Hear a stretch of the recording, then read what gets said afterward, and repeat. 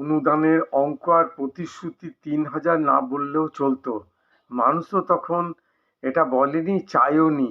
Double যে লক্ষ্মীর ভাণ্ডারে যা অ্যামাউন্ট আছে সেটা ডবল করতে হবে, বৃদ্ধ ভাতায় যা পাওয়া যায় তার ডবল করতে হবে।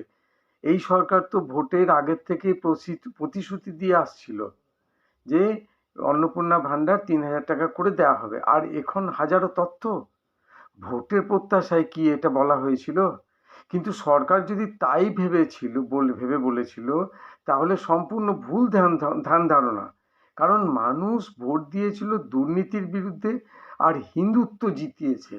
আর এখন ফর্মে এত যাবতীয় তথ্য, এমনিতেই তো মাঝে মধ্যে সাইবার ক্রাইমের খবর পাওয়া যায়। এবার আরও ফ্রড আর চিটিংবাজদের রমরমা, ওরা তো ওত পেতেই থাকে। যখন তখন সাইবার ক্রাইম হতে আমরা শুনেইছি। মানুষের হয়রানি না হয় সেটা আবার সরকার আর প্রশাসনের মাথা ব্যথার কারণ হয়ে দাঁড়াবে। সেরকম যদি হয়, স্বচ্ছতা অবশ্যই থাকা দরকার, আর বেনজল সাফ করাও দরকার।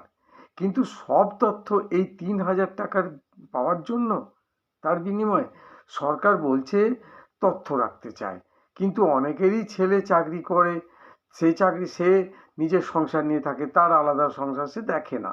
তারপর আবার জমির তথ্য, সেও তো অনেকেই সেই জমির বিবরণ দিলেও দেখা যাবে যে সেই জমির থেকে তার কিছু আয়ও হয় না।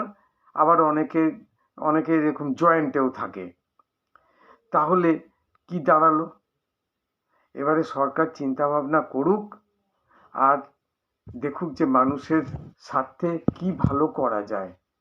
আপনারা যদি সবাই আমার সাথে একমত হন তাহলে শেয়ার করুন, আর দেখুন সরকারের কাছে পৌঁছালে সরকার কিভাবে এটাকে ব্যবস্থা করে। আজ এই পর্যন্তই।